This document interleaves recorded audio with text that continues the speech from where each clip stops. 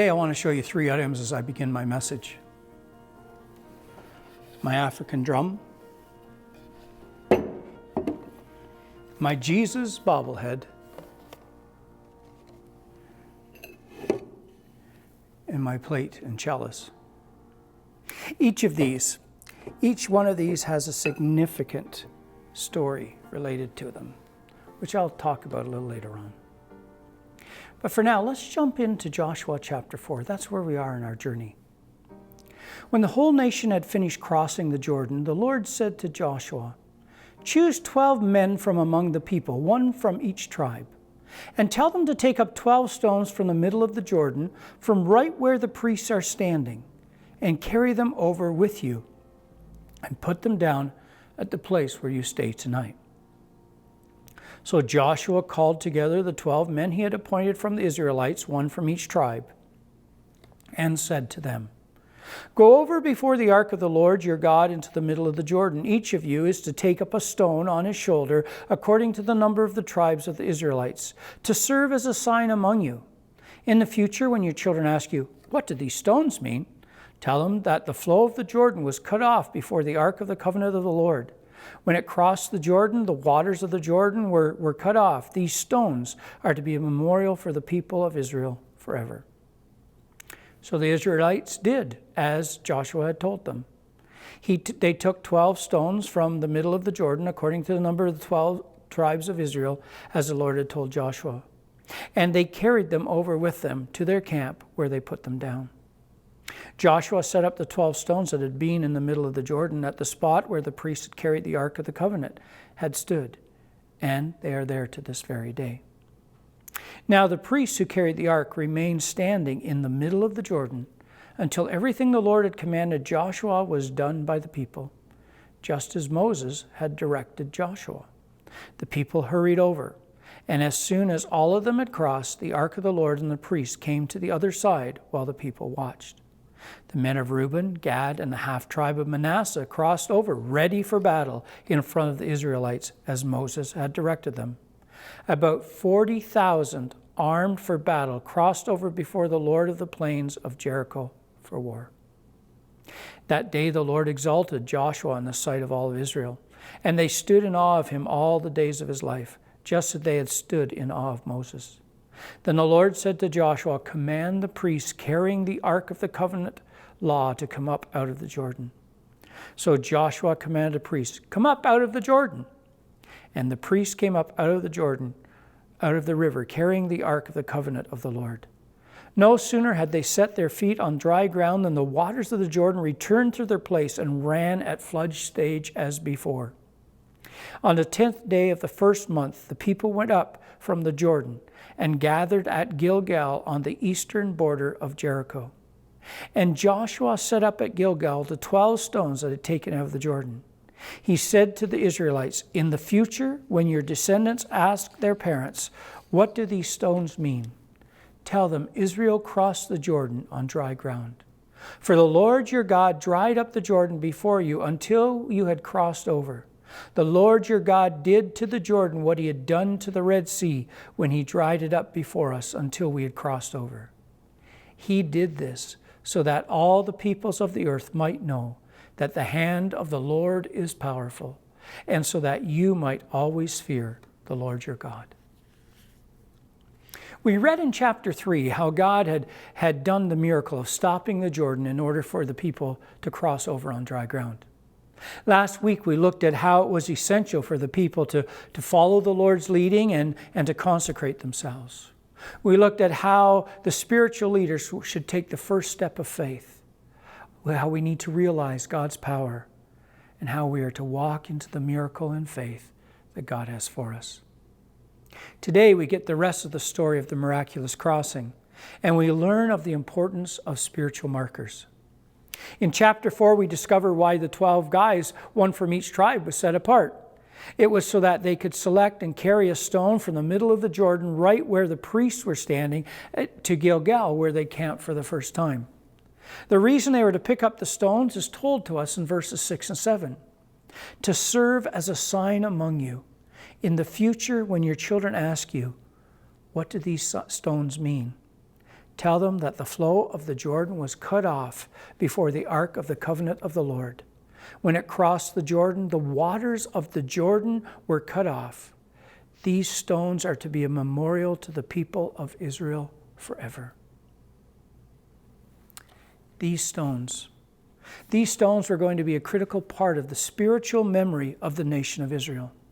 Not just a reminder to those who were there, but also to their children and to the generations to come.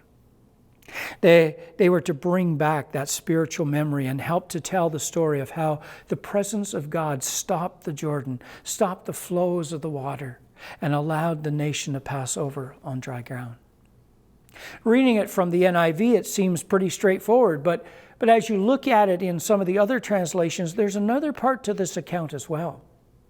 In verse 9 in the other translations, we find that Joshua sets up another memorial, a memorial of 12 stones in the middle of the Jordan where the priest stood. This memorial marks the very place where the presence of God, where the Ark of the Covenant was, while the people crossed over. These 12 stones were erected there in the middle while the ground was dry. But as soon as the floodwaters of the Jordan came, they covered them up. Or was it high enough? Was it high enough to stick out at the top of the water during flood season? Was it high enough that it stood out during the non-flood time? Or was it constantly underwater no matter what the level of the water was? We're not really sure. It doesn't tell us that. But we are sure that it emphasized that it still marks the place of the significant location of God's presence in the middle of the Jordan. So the stones erected in the middle and the other 12 stones, they get taken out of the Jordan. And the people are all across. And then Joshua tells the priest to come on up out of the water, and the waters return to their flood states. So we pick up the story again in verse 19. On the 10th day of the first month, the people went up from the Jordan and camped at Gilgal on the eastern border of Jericho. And Joshua set up at Gilgal the 12 stones that he'd taken out of the Jordan. And he says to the Israelites, in the future, when your descendants ask their parents, what do these stones mean? Tell them, Israel crossed the Jordan on dry ground. For the Lord your God dried up the Jordan before you until you had crossed over. The Lord your God did to the Jordan, now hear this, the Lord your God did to the Jordan what he had done to the Red Sea when he dried it up before us until we crossed over. He did this so that all the peoples on earth might know the hand of God is powerful, and so that we might always fear the Lord our God. The stones are placed at Gilgal. And Joshua gives to the Israelites a slightly different description of what this monument represents. This time he expands the story. He expands the history of God's faithfulness to his people by not only calling to mind what God did with the crossing of the Jordan, but also calling to mind what God did when he dried up the Red Sea to the past generation as they were escaping from Egypt. It's not only important for us to remember what God has done for us, but it's also important for us to remember what God has done for the generations before us. It helps us. It helps us to capture the truth of God's faithfulness and lean into it during those challenging times, during those uncertain times or those turbulent times. You see, spiritual memory is crucial to our spiritual life, to our Christian walk. These memorials and the spiritual actions they reveal show all the people that the hand of the Lord is powerful. And it reminds us to always fear the Lord, to hold him in awe and in reverence. Do you vividly recall the times when you know God spoke to you? You know, it'd be tragic. It'd be tragic if in our haste to advance in our Christian life, in our Christian faith, we neglected to leave spiritual markers at the crossroads of our life. If we forgot to look at these spiritual markers and be able to recall what God has done, I think we would lose our spiritual bearings. You know, the Israelites, they experienced a tumultuous pilgrimage. Their doubt of God was powerful enough to give them, their doubt that God was powerful enough to give them victory really cost them 40 years of wandering in the wilderness. Then God miraculously parted the waters of the Jordan River so that they could pass over and continue their conquest that began 40 years earlier. God knew at times that the Israelites would be facing intimidating enemies and would need a reminder of just how powerful He is and that He's powerful enough to protect them. The reason God instructed them to build this monument on the banks of the Jordan River, I believe, is to provide that memory, to remind them. So whenever they return to that spot, they would see that monument and they would be reminded of God's awesome power. The marker would give them the confidence that they needed to meet the new challenge that lie in front of them. How important is it? How important is it in your life and in my life for us to have those things that remind us of God's awesome power, that remind us of God's activity and work in our lives and in our church and in our community? God was calling them to establish the practice of spiritual markers. Kathy Howard says this about that. A spiritual marker is a tangible physical object we deliberately choose to represent God's significant presence and activity in our life. This God event could be a spiritual encounter, a clear call to service, a specific time of divine direction or intervention, or a miraculous act, or even more. But this object will serve as a permanent reminder of what God has done in our lives, or at a time that He taught us something new about who He is or how He works. You see, God wanted His people to mark and remember this event. He wanted their children and grandchildren after Him to know and remember it too. So He gave them a visual reminder. We could call it a physical memory prompter. The memorial was to be a permanent reminder to God's people and to the nations of God's power, a spiritual marker. You know, in my mind, it reminds me of Jesus on the night He was betrayed. And He did the same thing when He established the Lord's Supper that night. He gave us a visual reminder of His sacrifice for us. Some things are just too important for us to forget. So maybe you're asking, okay, I understand that, I see that. So what's the value of spiritual markers? Well, I can think of three that I believe are talked about in this passage. First is this. They provide opportunities for us to tell others of God's mighty acts. The presence of these objects in our home provide an opportunity for us to tell their story, to answer the questions people ask and purposefully use them to start conversations. Second, they help pass our family's spiritual stories on to the next generation. The stories connected to them provide a way for our children and our grandchildren to be involved in God's past activity, and our story becomes their story. And they start to see and to hear the faithfulness of God, which we trust starts to take root and build in their life, and they start to look for God's faithfulness. And then the third thing is that they show the context of God's ongoing activity in our life. Past spiritual markers can help us to discern God's future direction for us, kind of like signposts on our journey. Reflecting on God's work in our past, in our life, it can help us. It can help you and I it can illuminate His current or future direction for us. God uses these spiritual markers to remind us of himself and his work.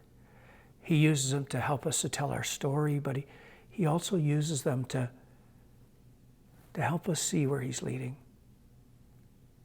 And if we do not take time to reflect on those things, many times we can miss the bigger picture that leads us to the fullness of where God's leading. Some of you may be wondering what you might include as a spiritual marker. Let me just give you some guidelines. It's not exhaustive, it's just some thoughts. First of all, spiritual markers can mark the things that only God can do.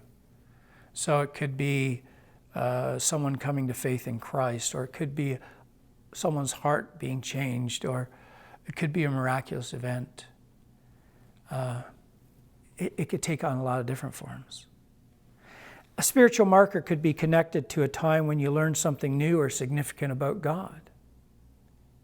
It could also be a period when God worked through your life to accomplish his purposes.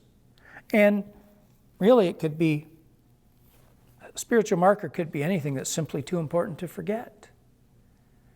I don't know about you, but I know about me, especially as I get older, but even when I was younger and flying around busy, I need things to help me to remember, especially to help me to remember what God is doing, because sometimes the memory leaks a little bit.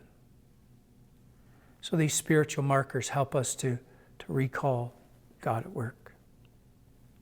If you look in the Old Testament, often in the Old Testament, they set up stone markers or altars as reminders of encounters with God.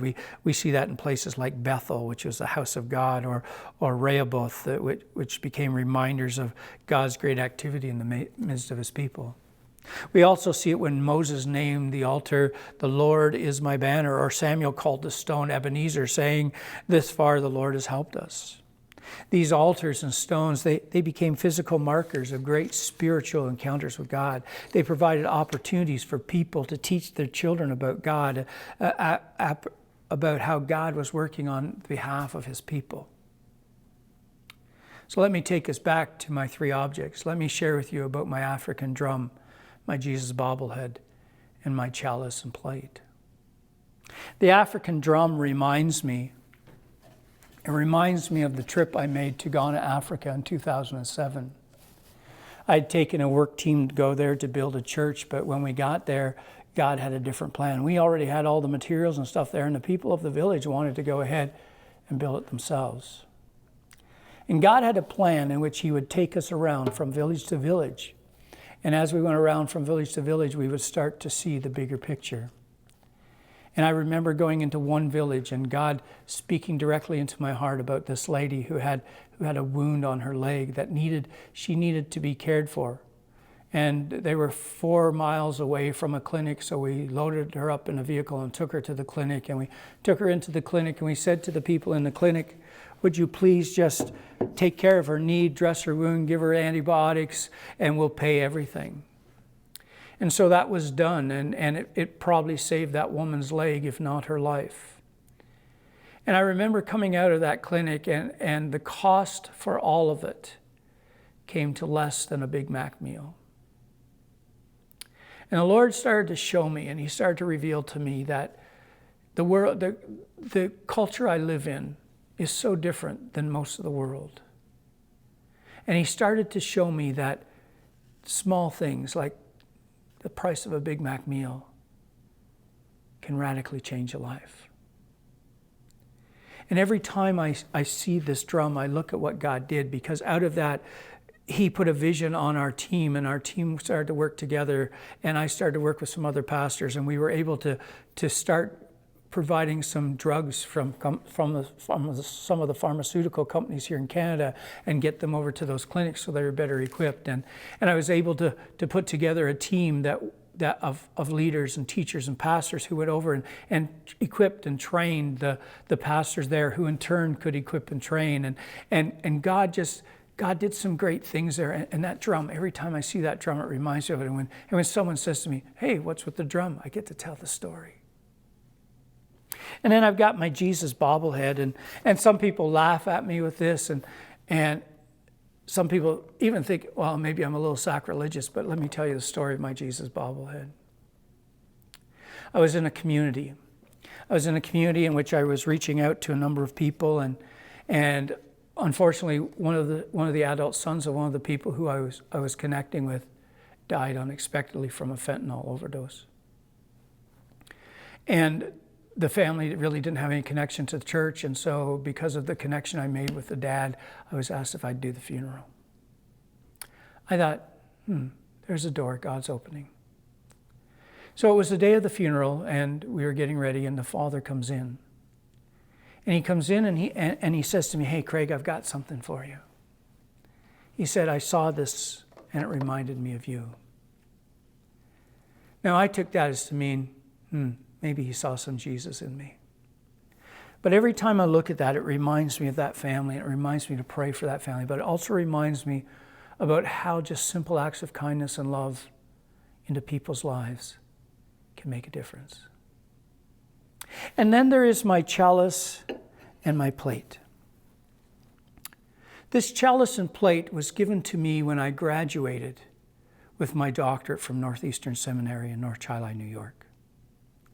Now, I'm not putting this up here to say, I graduated from seminary with a doctorate in North Chi, New York. No, every time I look at this chalice and this plate, it reminds me how God miraculously got me into that program, how he got me into that education stream, and how he provided all the resources that I didn't have in order for it to become a reality.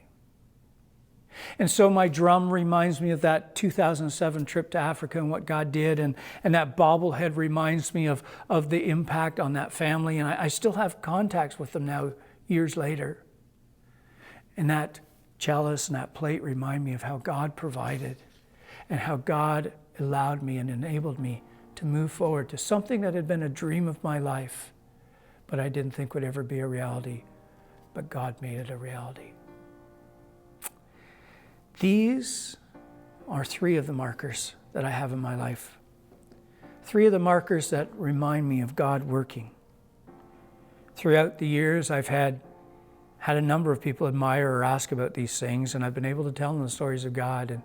And I got to tell you, though you might laugh, the Jesus bobblehead's got some of the most interesting conversations going.